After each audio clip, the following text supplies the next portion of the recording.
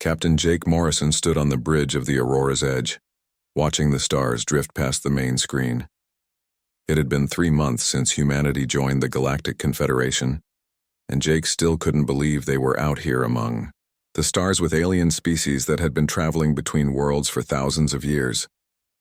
The bridge was quiet except for the soft hum of the ship's engines. Jake's crew of 12 humans were busy with their duties, checking systems and running scans of nearby space. They were on a routine patrol mission in the Outer Rim, looking for new planets that might be good for human colonies. "Captain, I'm picking up something strange," said Lieutenant Amy Foster from the communications station.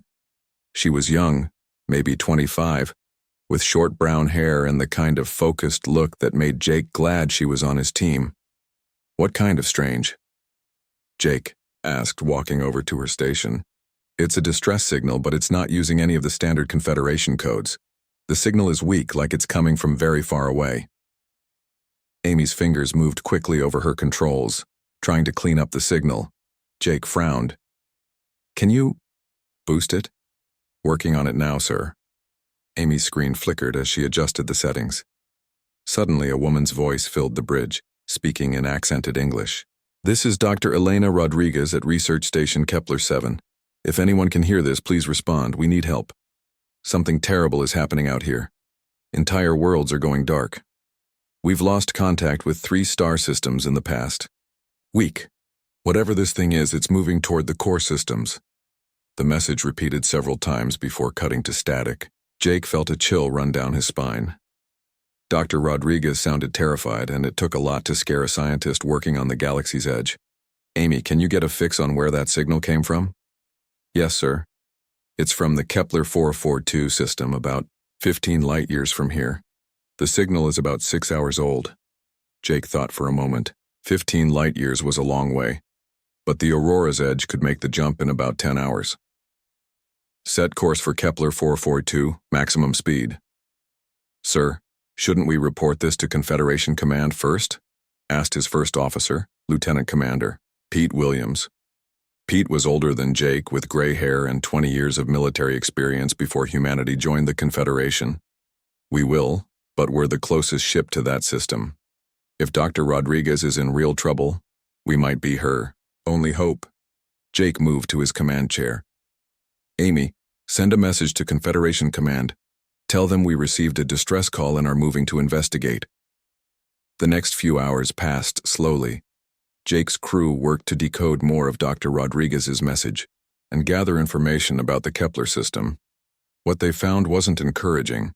The system had 5 planets, but only 1 was inhabited. A small research station studying unusual energy readings in the system's outer asteroid belt. Jake was reviewing the data when Amy called out again. "Captain, I'm getting another transmission. This one is being broadcast on all Confederation frequencies. Put it through." This time, the voice that filled the bridge was different. It was Dr. Rodriguez again, but she sounded even more frightened than before. "This is an emergency broadcast to all Confederation vessels and stations." "I am Dr. Elena Rodriguez, xenobiologist at Kepler Research Station 7. We have discovered something that threatens every living world in the galaxy. An entity of unknown origin has been systematically destroying entire star systems. We have confirmed the complete destruction of the Vega 7, Altair Beta, and Rigel Minor systems. Jake felt his blood turn cold. Those were real systems with real colonies. Millions of people lived in those areas. Dr. Rodriguez continued. "The entity appears to be biological in nature, but unlike anything in our databases, it consumes all organic matter on a planetary scale, leaving behind only empty rock and metal. It moves through space without ships, somehow able to travel faster than light. We estimate it will reach the core systems within 6 months if it maintains its current course." The message changed to show data readings and star charts. Jake could see the pattern of destruction moving steadily inward toward the galaxy's center, where most of the major civilizations had their homeworlds. "We need immediate military support. This is not a natural disaster or a war between species. This is an extinction-level threat that requires the full response of the Confederation. Please, someone has to listen. Time is running out." The message ended, leaving Jake's bridge in stunned silence. Pete was the first to speak. "Captain, if this is real..." "It's real," Jake said quietly. You can hear it in her voice. She's not making this up. Amy looked up from her station. "Sir, I'm monitoring Confederation communication channels. Dr. Rodriguez's message is being received by command centers across the galaxy." Jake nodded. "Good. The Council will have to respond to something this serious." He paused, thinking about what he had just heard. "How long until we reach the Kepler system?" "About 6 hours, sir. Keep monitoring those channels. I want to know what the Council decides to do about this." Over the next few hours, Jake watched with growing disbelief as the Confederation's response unfolded. The Zentari Empire, the most powerful military force in the galaxy, dismissed the report as unconfirmed hysteria from a minor research station. The Voss Collective, known for their logical approach to problems, stated that resources cannot be allocated based on incomplete data from unreliable sources. One by one, the major powers of the galaxy found reasons to ignore Dr. Rodriguez's plea for help. The Kepler system was too far from their territories. The evidence was too thin. The threat was probably exaggerated. Some even suggested that Dr. Rodriguez was lying to get attention for her research. Jake couldn't believe what he was hearing. Here was a scientist risking her life to warn the galaxy about a threat that could destroy everyone, and the people, with the power to help, were more worried about politics and budgets than saving lives. "Captain," Amy said softly, "I'm getting a priority message from Earth Command." Jake straightened in his chair. "Put it through." The face of Admiral Ryan Bell appeared on the main screen. Bell was a tough-looking man in his 50s with steel gray hair and the kind of steady gaze that made you want to follow him into battle. "Captain Morrison, I assume you've been monitoring the situation with Dr. Rodriguez's distress call. Earth Command has been watching the Confederation's response, and we're not happy with what we're seeing." Jake nodded. "Yes, sir. It seems like nobody wants to take this seriously." "That's exactly right. The Council has officially voted to monitor the situation but take no direct action. They're treating this like it's someone else's problem." Bell's expression hardened. "Well, it's not someone else's problem. It's everyone's problem, and if the rest of the galaxy won't step up, then humanity will." Jake felt a surge of pride mixed with worry. Humanity was still new to galactic politics, with the smallest fleet and the least experience. But they were also the only ones willing to do what was right. "What are your orders, sir?" "Continue to the Kepler system. Find Dr. Rodriguez and get her out of there safely. Document everything you can about this threat. And Morrison?" Bell's voice became serious. "Be ready for anything. If this entity is as dangerous as Dr. Rodriguez claims, you might be flying into the most important mission in human history." The transmission ended, leaving Jake alone with his thoughts and his crew. Outside the bridge windows, the stars continued their ancient dance. But Jake couldn't shake the feeling that everything was about to change. Somewhere out there in the darkness, something was destroying entire worlds, and the galaxy's leaders were too proud or too scared to face it. But humanity would face it. They had to, because if they didn't, who would? President Claire Adams stood in the emergency meeting room deep beneath the United Earth Government building. Around the large table sat the most important people in human space: military leaders, scientists, and representatives from every human colony. The room was tense, and Claire could see the worry on every face.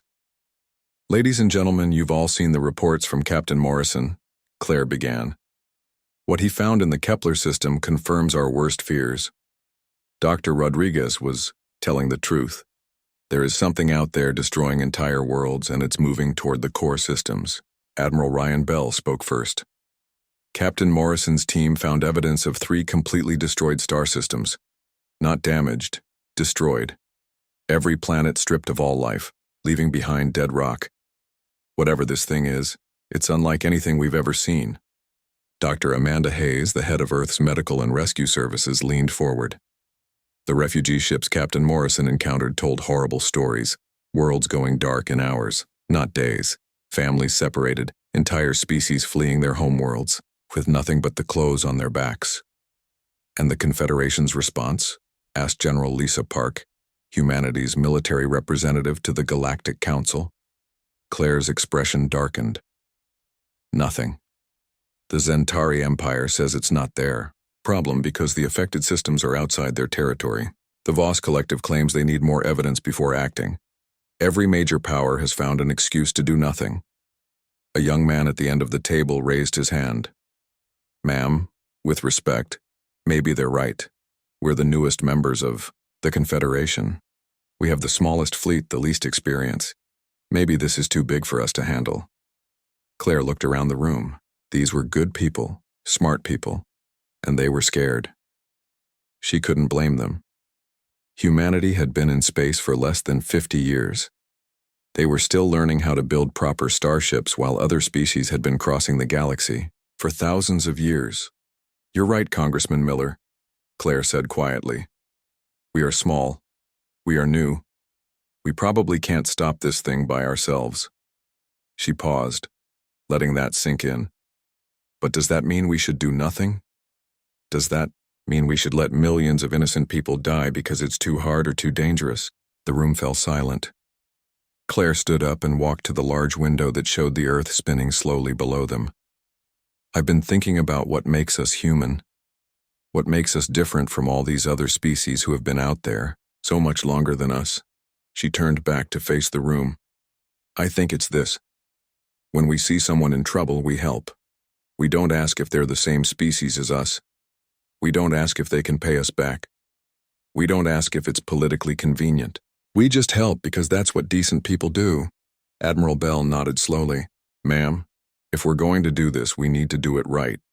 I can mobilize about 40% of our fleet without leaving Earth defenseless. That gives us maybe 12 ships, including our 3 heavy cruisers. What about supplies?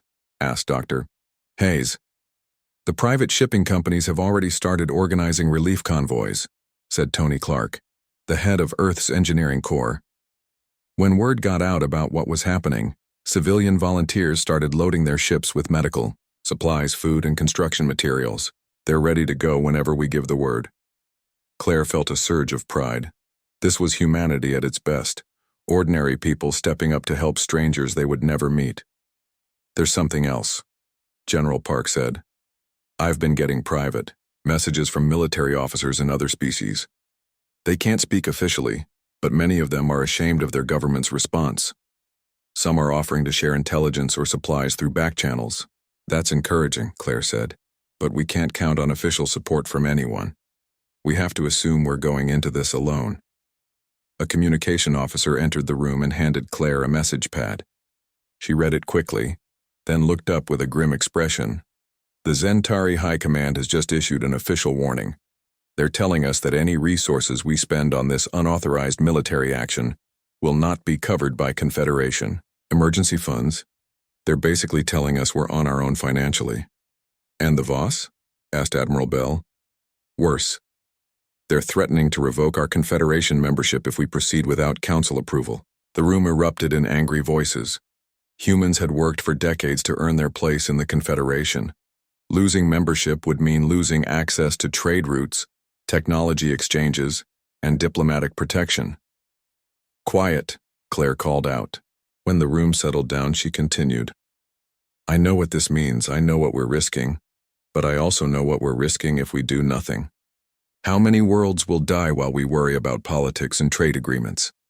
She looked around the room one more time. I'm calling for a vote. All in favor of authorizing Operation Lifeline. Full humanitarian and military response to the entity. Threat? One by one, hands went up around the table. Dr. Hayes was first, followed quickly by Admiral Bell and General Park. Tony Clark raised his hand, then Congressman Miller. Within minutes, every person in the room had voted yes. It's unanimous, Claire said, her voice steady despite the magnitude of what they had just decided.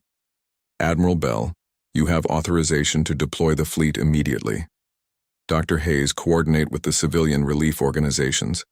General Park, work with our alien contacts to gather as much intelligence as possible. Over the next week, Earth's orbital shipyards became a hive of activity. The heavy cruiser Defiant Dawn was loaded with weapons and supplies. The medical ship Mercy's Call was equipped with the most advanced hospital facilities humanity had ever built. The engineering vessel Iron Resolve was packed with construction equipment and repair materials. Captain Jake Morrison was given command of the Defiant Dawn and overall tactical command of the mission. As he stood on his new ship's bridge, watching the fleet assemble around Earth, he received a message from Admiral Bell. "Jake, I won't lie to you. This is probably the most dangerous mission in human history. You're taking nearly half our fleet into unknown territory to fight something we don't understand.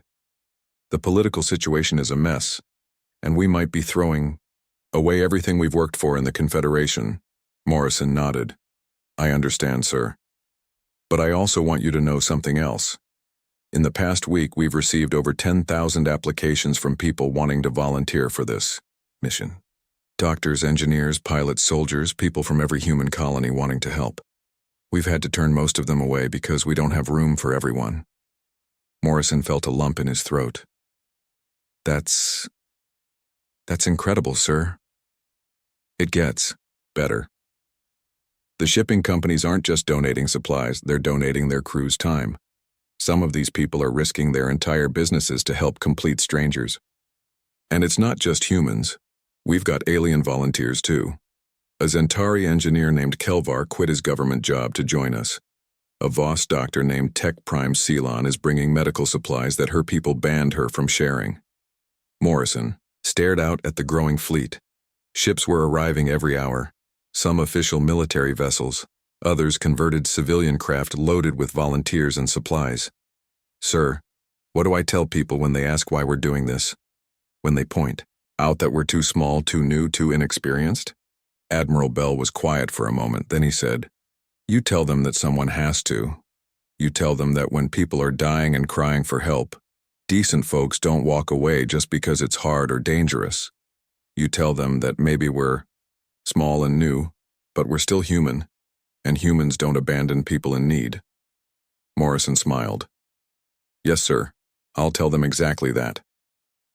3 days later, the human fleet was ready to depart. As they prepared to jump to hyperspace, Morrison received one final message from an unexpected source. It was from Captain Vex Nall of the Zentari Navy, sent through encrypted channels. "Captain Morrison, my government forbids me from helping you, officially, but I want you to know that many of us support what you're doing. You're showing the galaxy what real courage looks like. We may not be able to stand with you publicly, but we're watching, and we're hoping. Good luck, and may your human spirit light the way for all of us." As the human fleet jumped into hyperspace, heading toward the greatest challenge their species had ever faced, Morrison couldn't help but feel that they were carrying something more than weapons and supplies. They were carrying hope. Not just for the people they were going to save, but for the idea that sometimes doing the right thing was more important than doing the safe thing. Behind them, Earth continued its ancient orbit around the sun, but the galaxy would never be the same. Humanity had chosen to stand up when everyone else sat down, and that choice would echo across the stars for generations to come. Captain Jake Morrison stood on the bridge of the Defiant Dawn as the human fleet dropped out of hyperspace at the edge of what used to be the Rigel Minor System. What he saw made his stomach turn cold with fear, where there should have been 5 planets orbiting a bright yellow star. There was nothing but empty space filled with chunks of dead rock. The planets were still there, but they looked like someone had sucked all the life out of them. The green and blue worlds that once held millions of people were now gray and lifeless. "My God," whispered Lieutenant Amy Foster from her station. "The whole system is dead." Jake watched the sensor readings scroll across his screen. No life signs anywhere. No energy signatures from cities or ships. Even the space stations that once orbited the planets were dark and cold. "Captain, I'm picking up refugee ships heading our way," called out Lieutenant Pete Williams from the tactical station. "Looks like about 20 vessels, all different types. Open a channel to the lead ship," Jake ordered. A face appeared on the main screen. An alien Jake didn't recognize, with blue skin and large dark eyes. The creature looked exhausted and scared. "Human ship, this is Captain Thelmore of the freighter. Distant Hope. Are you here to help?" This is Captain Morrison of the Earth vessel Defiant Dawn. Yes, we're here to help. What happened here? Captain Thelmore's voice shook as he spoke. It came 3 days ago. We called it the Void Spawn because it seemed to eat everything. First the outer planets went dark, then the inner ones. We tried to fight it, but our weapons did nothing. It just consumed everything. Jake felt a chill run down his spine. Where is it now? Gone, moving toward the core systems. But Captain Morrison, you need to understand. This thing is not like anything we've ever seen. It's alive, but it's bigger than our largest ships, and it travels through space without any kind of vessel we can detect. Over the next few hours, Jake's fleet began the largest rescue operation in human history. The medical ship Mercy's Call, commanded by Dr. Amanda Hayes, took aboard hundreds of refugees from different species. Many of them had never seen humans before, but they were grateful for any help they could get. Dr. Elena Rodriguez was among the survivors, rescued from a small escape pod that was running out of power. When she was brought aboard the Defiant Dawn, she looked like she hadn't slept in days. Captain Morrison, Dr. Rodriguez said as she sat in the ship's briefing room. I can't tell you how glad I am to see you. When we sent that distress call, I didn't think anyone would come. The Confederation didn't think your report was worth investigating, Jake said quietly. But we did. Dr. Rodriguez nodded sadly. I heard about the Council's vote. I have to admit I'm surprised that Earth decided to respond. You barely have any ships compared to the major powers. Sometimes the right thing to do isn't the easy thing to do, Jake replied. Now tell me everything you know about this entity. Dr. Rodriguez pulled up a holographic display showing her research data. We call it the Void Spawn because it seems to feed on life energy itself. It's not just eating the people or animals. It's consuming the very essence that makes things alive. Plants, bacteria, even organic compounds in the soil. Everything. She changed the display to show the entity's movement patterns. It follows the old hyperspace routes between systems, but it doesn't use technology the way we do. Somehow it can move through space faster than light using its own biological abilities. Jake studied the data. How big is it? The main body is roughly the size of a small moon, but it can extend tendrils across entire star systems. When it attacks a planet, these tendrils wrap around the world and begin the feeding process. A planet with billions of people can be completely drained in less than 12 hours. Lieutenant Colonel Matt Sullivan, who had been listening quietly, spoke up. Doctor, you said our weapons don't work against it. What did you try? Everything we had. Plasma cannons, fusion missiles, even some experimental energy weapons the Zentari had given us for testing. The entity absorbed the energy from our attacks and seemed to grow stronger. The briefing room fell silent as everyone absorbed this information. They were facing something that could destroy planets and couldn't be hurt by conventional weapons. There has to be a weakness, Jake said finally. Everything has a weakness, Dr. Rodriguez nodded slowly. There might be. We noticed that the entity avoids areas with high electromagnetic activity. Solar flares, magnetic storms, things like that seem to make it uncomfortable. Chief Engineer Tony Clark, who had been quiet until now, leaned forward. Captain, what if we could create artificial electromagnetic barriers? Our fusion reactors produce massive amounts of electromagnetic energy when they're overloaded. That's incredibly dangerous, Dr. Hayes warned. An overloaded fusion reactor could destroy a ship. Better than letting entire worlds get consumed, Tony replied. If we can create electromagnetic barriers around threatened planets, we might be able to slow this thing down long enough to evacuate the populations. Jake thought about it. It was risky, but it was the only plan they had. How many ships would we need to create a barrier around a planet? For a small world, maybe 4 or 5 ships. For something the size of Earth, we'd need at least a dozen, Tony said. We don't have a dozen ships, Pete pointed out. No, but we might not need to protect the whole planet, Jake said, his mind racing. If we can create barriers around the major population centers, we can buy time for evacuation. Dr. Rodriguez pulled up another display. Captain, there's something else you need to know. The entity is heading toward the Harmony system next. It's an agricultural world with over 2 million colonists from 6 different species. Jake felt his heart sink. 2 million people, and they had less than a day to save them. How long do we have? He asked. Based on its current speed, maybe 18 hours before it reaches Harmony. Jake stood up and looked around the room. Ladies and gentlemen, we're about to attempt something that's never been tried before.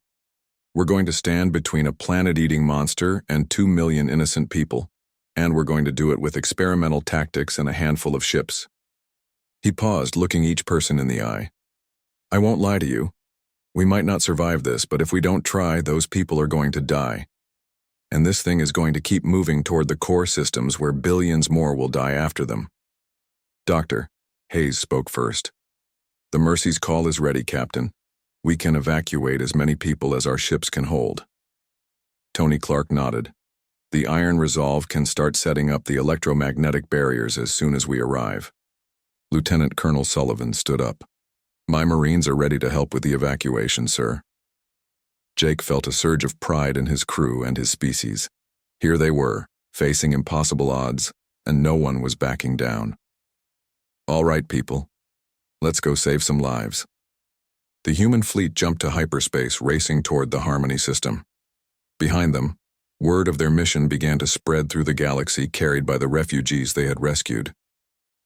For the first time since the crisis began, people started to hope. On the bridge of the Defiant Dawn, Jake watched the stars streak past and thought about what they were about to attempt. They were going to try to stop something that had already destroyed entire star systems, using untested technology and tactics that might get them all killed. But they were going to try, because that's what humans did. When people needed help, humans showed up, no matter how dangerous or impossible the situation looked. As they approached the Harmony system, sensors detected the massive shape of the void spawn emerging from hyperspace on the far side of the system. The entity looked like a dark cloud shot through with veins of sickly light, and it was moving steadily toward the populated planet. All ships, this is Captain Morrison, Jake announced over the fleet communications. Remember, our job is to buy time for the evacuation, protect the civilians, protect each other, and let's show this thing what humans can do when we're fighting for something that matters. The Battle of Harmony was about to begin, and the fate of 2 million lives hung in the balance. Captain Sarah Martinez stood on the bridge of the science vessel Discovery's Edge, staring at the data that had taken her team 3 weeks to compile. What she had found would change everything, and she knew it would terrify the leaders of every major civilization in the galaxy.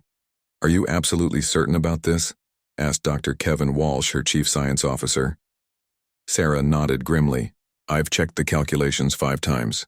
The void spawn isn't moving randomly between systems. It's following the ancient hyperspace routes that connect directly to the core worlds.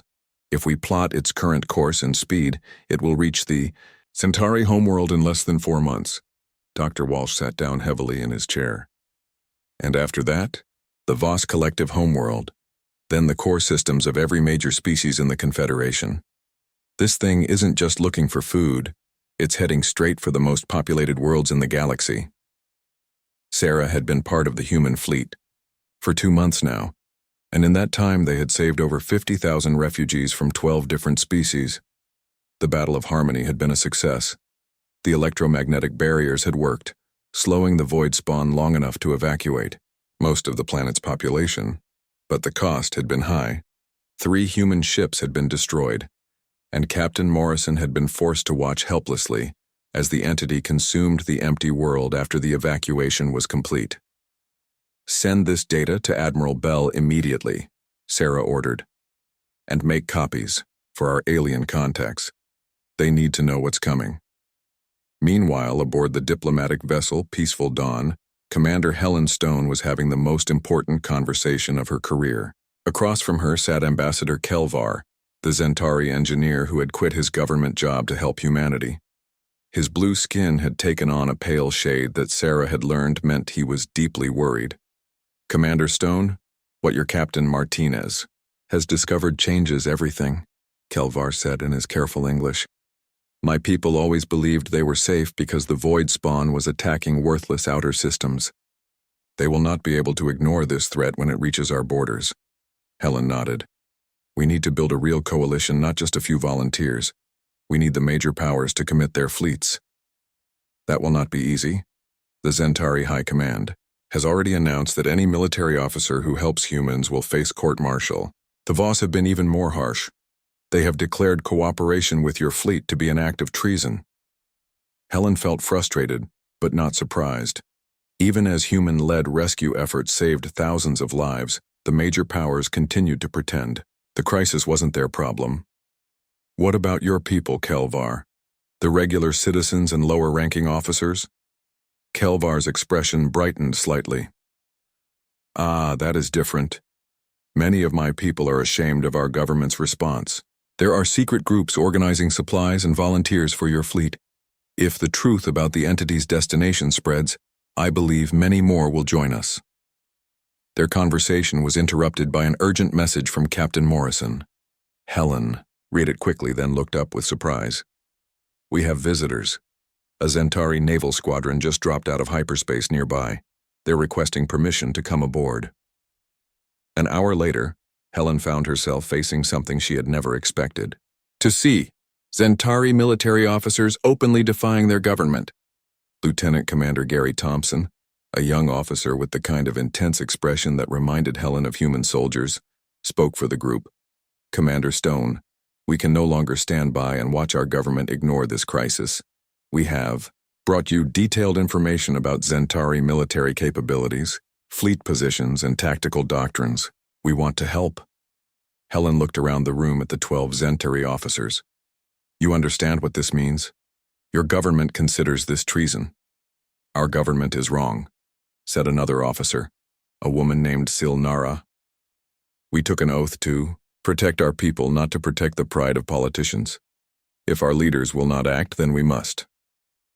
Over the next week, similar scenes played out across the human fleet. Voss technicians arrived with advanced medical equipment.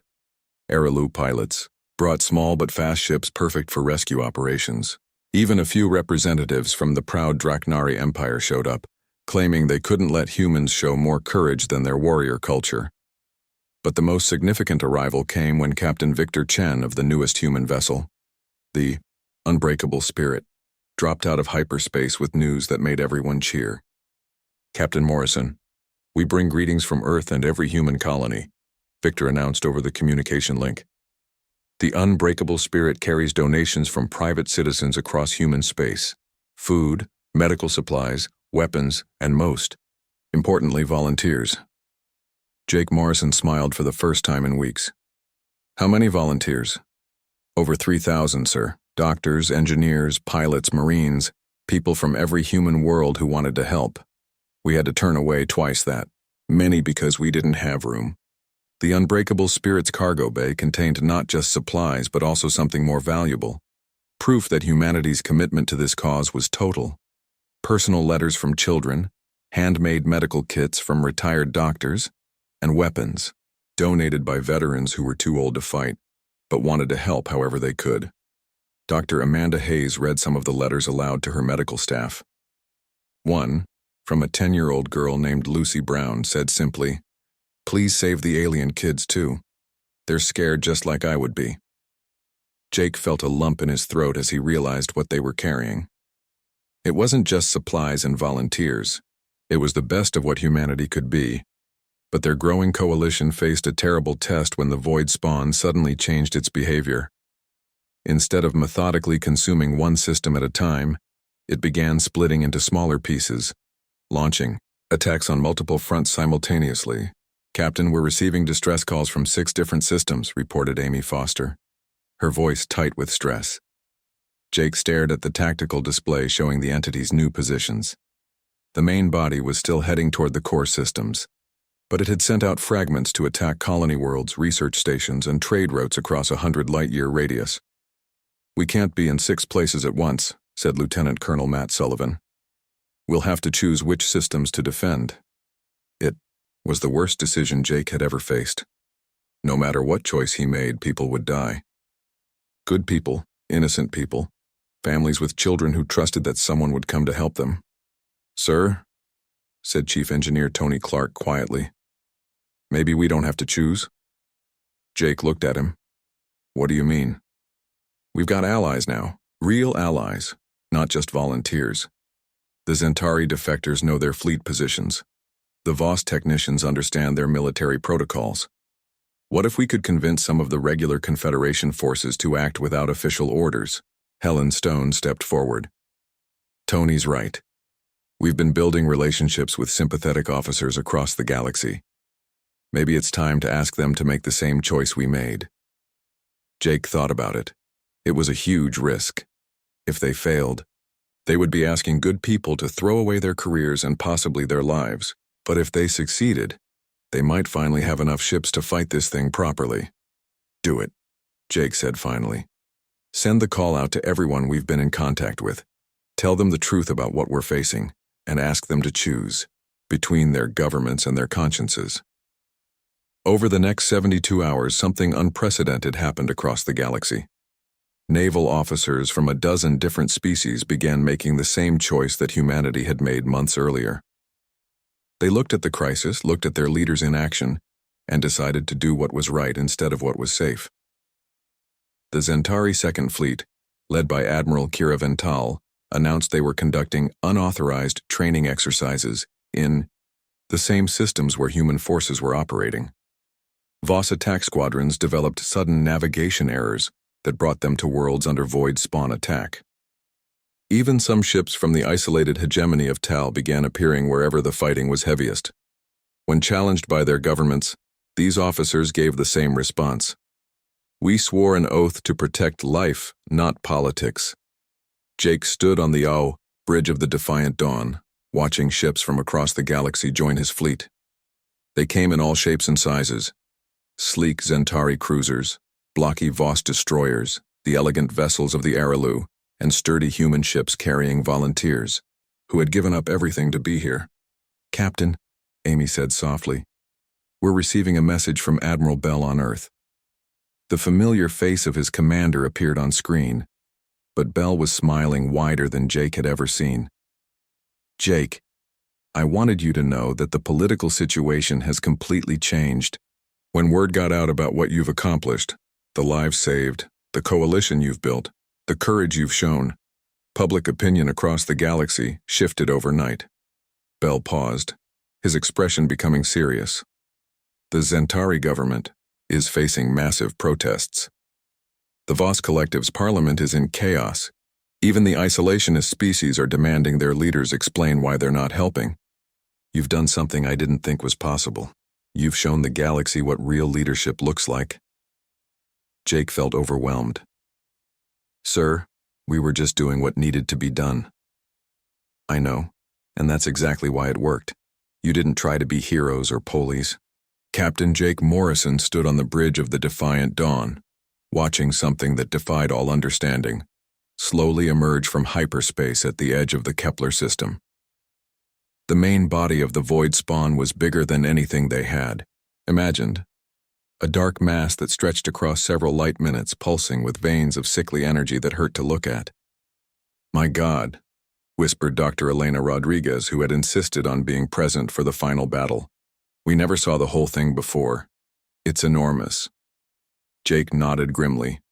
Around him, the largest fleet in galactic history was taking position. Over 200 ships from dozens of species, all united under humanity's leadership. Centauri heavy cruisers flew alongside Voss destroyers, while Araloo scout ships darted between human engineering vessels and the elegant ships of species whose names Jake was still learning to pronounce. Captain, we're receiving transmissions from the entity, reported Lieutenant Amy Foster, her voice tight with fear. Put it through. The bridge filled with a sound that wasn't quite voice and wasn't quite music, something that spoke directly to the mind without using words. Jake felt cold terror wash over him as the entity's thoughts pressed against his consciousness. We are hunger. We are completion. Your resistance is meaningless. All life will feed us. All energy will be ours. Your small flames will be extinguished, like all the others. The transmission ended, leaving the bridge in stunned silence. Jake shook his head, trying to clear the feeling of despair that the entity's voice had left behind. Well, he said finally, At least we know it can talk. Tony, what's the status on our quantum pulse preparation? Chief Engineer Tony Clark looked up from his console, sweat beading on his forehead. All ships are reporting ready, but Captain, I have to say this one more time.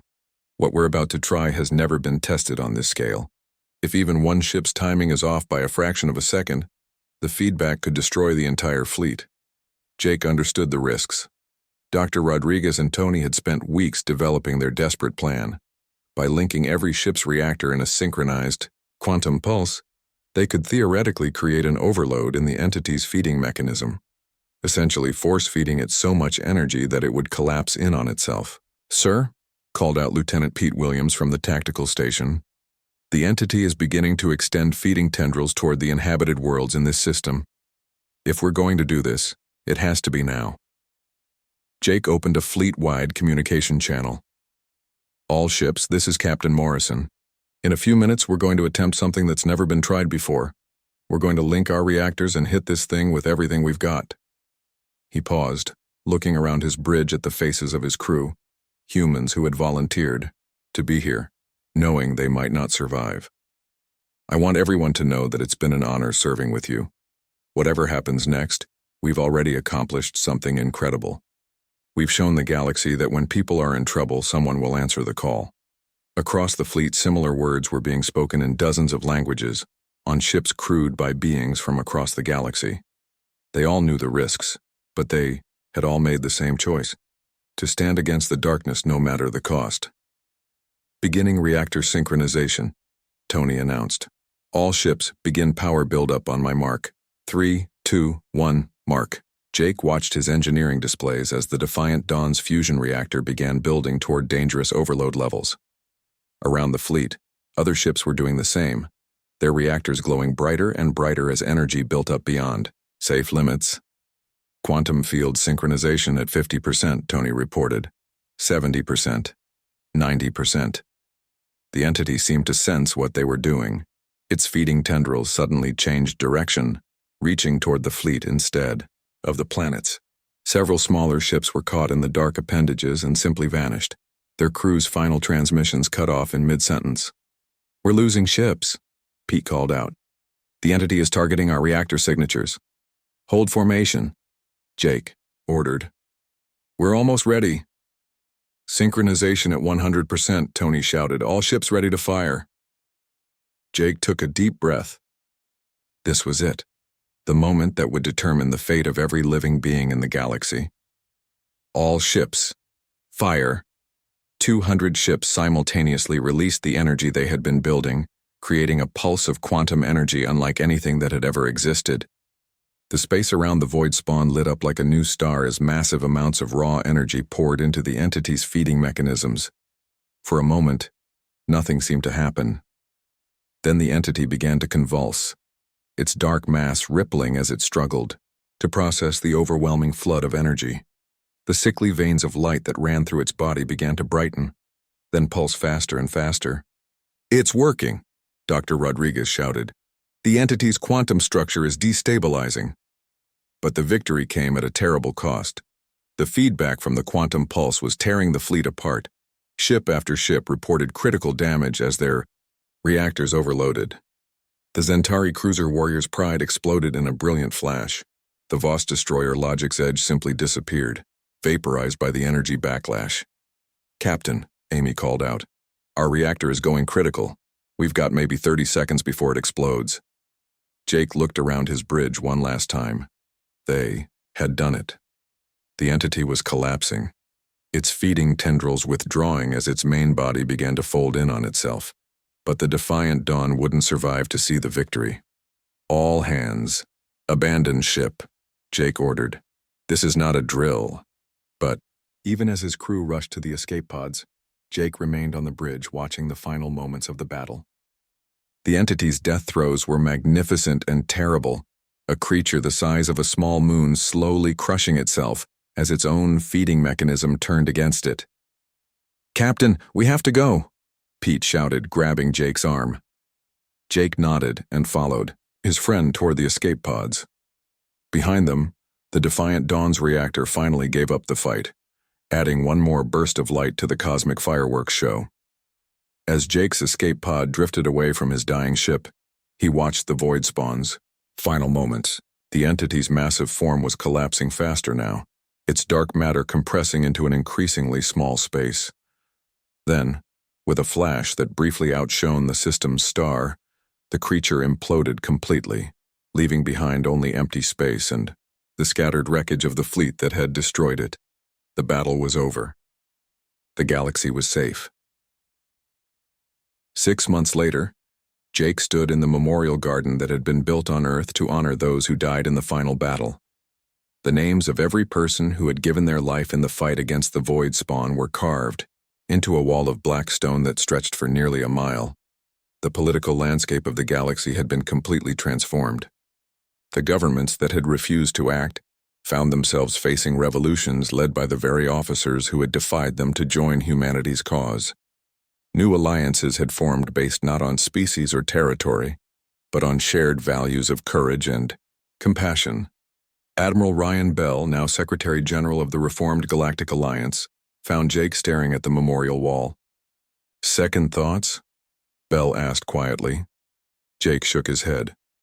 "No, sir. No second thoughts. I was just thinking about what Dr. Rodriguez said before the final battle." "What was that?"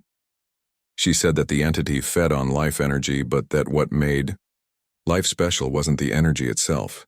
It was the choices that living beings made. The choice to help instead of harm. The choice to stand up instead of sit down. The choice to answer when someone calls for help." Bell nodded slowly. "And that's what we did. When the galaxy turned away, we answered the call." Jake looked up at the stars visible through the garden's transparent dome. Somewhere out there, the reformed galaxy was rebuilding, guided by the principles that humanity had demonstrated during its darkest hour. It wasn't a perfect galaxy. There were still conflicts and problems and beings who chose selfishness over service, but it was better than it had been. "Sir," Jake said, "I've been thinking about retiring from active duty. I want to help train the next generation of officers for the new alliance." Bell smiled. "What will you teach them?" Jake thought for a moment, then smiled back. "That when you hear someone calling for help, you answer. No matter how dangerous it is, no matter how impossible it seems, no matter what the politicians say, you answer, because that's what decent people do." As the two men walked back toward the memorial's entrance, Jake took one last look at the wall of names. These people had died far from home, fighting to save strangers they would never meet, but they had also lived to see something wonderful, proof that when good people stand together, even the darkest forces in the universe can be defeated. The galaxy had turned away when it heard the call for help, but humanity had stepped up and answered, and in doing so they had reminded everyone else what courage looked like. And that, Jake thought, was a pretty good legacy to leave behind.